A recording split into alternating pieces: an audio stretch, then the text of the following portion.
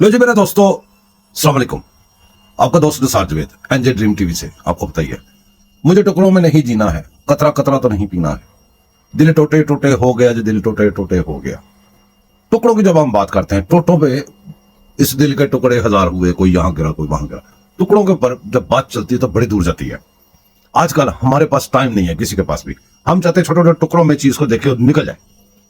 तो आपकी ख्वाहिश मैं पूरी करता हूं। कैसे? टोटे लेके आऊं, छोटे छोटे टोटे।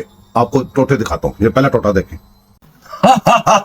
ਇਹ ਦੇਖੋ, ਉਹ ਆਪਣੇ ਪਿਓ ਬਿਮਾਰ ਪਿਓ ਤੇ ਭੈਣਾਂ ਨੂੰ ਛੱਡ ਕੇ ਨਸਣ ਵਾਲਾ ਫਿਰ ਨਸਿਆ ਜਾ ਰਿਹਾ ਸਹੀ ਸਹੀ ਸਮਝੋ ਤੁਸੀਂ, ਗਲਤ ਨਹੀਂ ਤੁਸੀਂ ਕਹਿ ਰਹੇ, ਸਹੀ ਕਹਿ ਰਹੇ ਜੇ। ਇਹ ਜਿਹੜਾ ਉਹਨਾਂ ਦਾ ਯੂਥੀਆ ਦੀ ਨਹੀਂ, ਉਹ ਮੰਤਰ ਕੁਮਾਰ, ਉਹ ਮੰਗਤਾ ਹਮੇਸ਼ਾ ਤੋਂ ਜਮਾਂਦਰੂ, ਉਹ ਜਿਹਨੇ ਸਿੱਖਾਂ ਦਾ ਤੋਹਫੇ ਦਿੱਤਾ, ਸੋਨੇ ਦਾ ਲੋਟਾ ਵੀ ਵੇਚ ਕੇ ਤੇ ਖਾ ਲਿਆ, ਘੜੀਆਂ ਤੋਹਫੇ ਦੀ ਖਾ ਲੀਆਂ, ਸਾਰਾ ਖਾ ਗਿਆ, ਸਾਰਾ ਕੁਝ ਜੇਲ੍ਹ ਦੀ ਬੈਠ ਕੇ ਸਾਰੇ ਦਾ ਖਾਣਾ ਖਾ ਗਿਆ।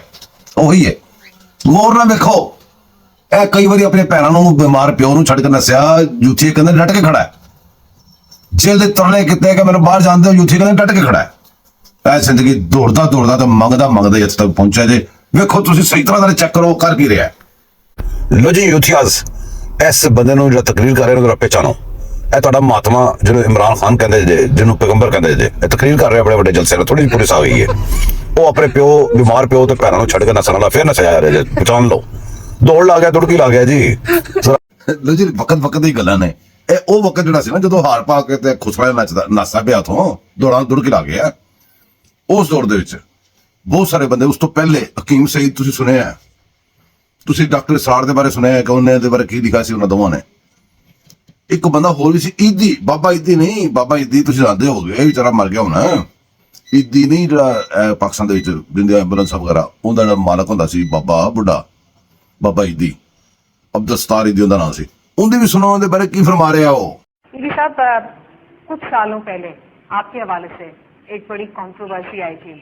ये कहा गया था कि आप मुल्क छोड़ के चले गए हैं, आपने कहा है आप शायद वापस नहीं आएंगे, कुछ लोग हैं जो आपकी जान के पीछे पड़े हुए हैं। क्या वो बात थी और कौन थे वो लोग? अच्छा, मेरे पास एक ग्रुप आता था, बेनजीर का दौर था, तो बेनजीर को हटाना चाहता था, लेकिन मेरे कंधे पे बंदूक चला के हटाना चाहता। मैं इनको इनकार करता। कौन था उस ग्रुप में? हमीद गुल, इमरान खान, ऐसे ग्रुप। मुझे कहा आखिरी में आप नहीं आएंगे तो हम आपको उठा के ले जाएंगे और बयान दे देंगे। फिर कहाँ जाओगे? मैंने उसी रात को पीआई के थ्रू लंदन चले गया।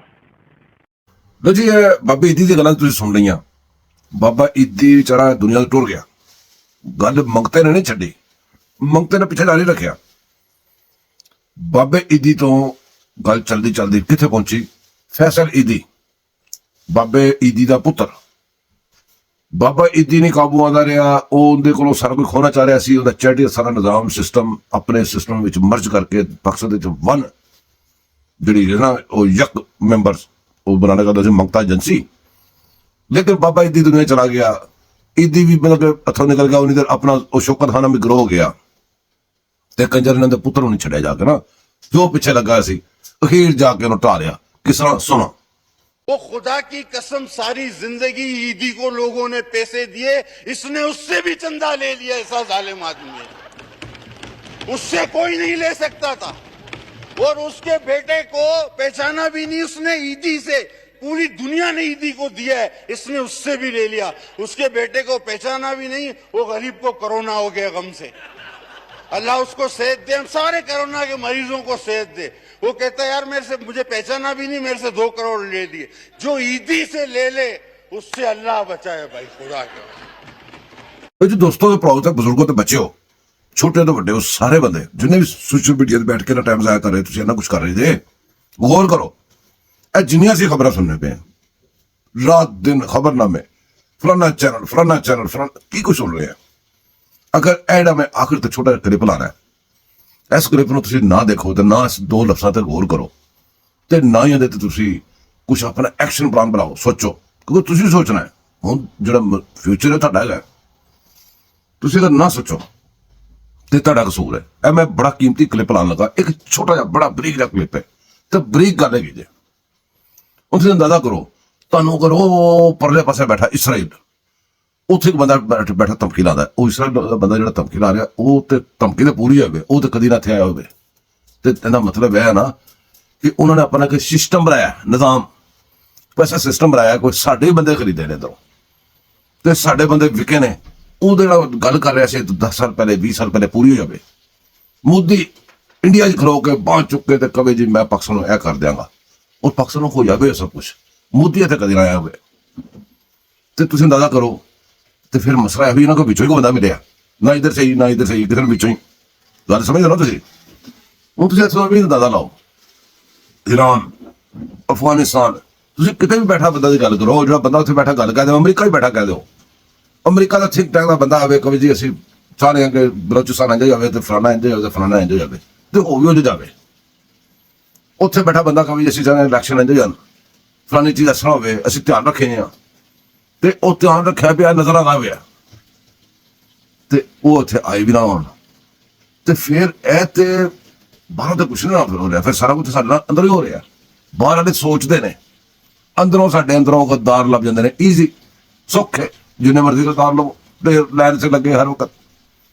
ਦੂਸਰੀ ਦੁਨੀਆ ਦੇ ਕਹਿੰਦੇ ਨੇ ਜਾ ਕੇ ਲੱਭਣੇ ਪੈਂਦੇ ਨੇ ਗੱਦਾਰ, ਬੜੇ ਕੋਸ਼ਿਸ਼ਾਂ ਦੇ ਨਾਲ ਗੱਦਾਰ ਲੱਭਦੇ ਨੇ। ਲੇਕਿਨ ਪਾਕਿਸਤਾਨ ਦੇ ਬਾਰੇ ਕਹਿੰਦੇ ਨੇ ਕਿ ਲਾਈਨਾਂ 'ਚ ਲੱਗੇ ਲੱਭਦੇ ਨੇ। ਫਿਰ ਜਿਹੜਾ ਬੰਦਾ ਗੱਦਾਰੀ ਤੇ ਤੁਲ ਜਾਂਦਾ, ਫਿਰ ਜਿਹੜੇ ਬੰਦਿਆਂ ਨਾਲ ਗੱਦਾਰੀ ਦਾ ਮੁਆਹਦੇ ਕਰਦਾ, ਉਹ ਉਹਦਾ ਐਂਡ ਤੱਕ ਧਿਆਨ ਵੀ ਰੱਖਦੇ ਨੇ। ਸਾਨੂੰ ਨਜ਼ਰ ਆ ਰਿਹਾ ਹੁੰਦਾ ਅੱਗੇ ਕੀ ਕੁਛ ਹੋ ਰਿਹਾ ਹੈ, ਅੱਗੋਂ ਉਸ ਬੰਦੇ ਵਾਸਤੇ ਰਸਤੇ ਕਿਸ ਤਰ੍ਹਾਂ ਮਾਰ ਕੇ ਤੇ ਜਾ ਰਹੇ ਨੇ, ਇਹ ਸਾਰੀ ਚੀਜ਼ਾਂ ਸਾਨੂੰ ਨਜ਼ਰ ਆ ਰਹੀਆਂ ਹੁੰਦੀਆਂ ਨੇ। ਦੋਸਤੋ, ਇਹੜਾ ਸਕ੍ਰਿਪਟ ਹੈ ਨਾ, ਇਹਨੂੰ ਤੁਸੀਂ ਹੋਰ ਨਾਲ ਸੁਣਨਾ। ਲਫ਼ਜ਼ 2-3 ਨੇ, ਜਿਹਨੂੰ ਸਮਝ ਨਾ ਆਵੇ ਉਹ ਆਸੇ ਪਾਸੇ ਕਿਤੇ ਤਰਜਮਾ ਕਰਾ ਲਵੇ, ਕਿਉਂਕਿ ਮੈਂ ਤਰਜਮਾ ਕਰਾਂਗਾ, ਤੁਸੀਂ ਸਮਝੋਗੇ ਮੈਂ ਹਲੇ ਆਪਣੀ ਮਰਜ਼ੀ ਕੋ ਤਰਜਮਾ ਕਰਤਾ। ਲਫ਼ਜ਼ ਅੰਗਰੇਜ਼ੀ ਦੇ ਨੇ, ਉਹਨੂੰ ਸੁਣੋ।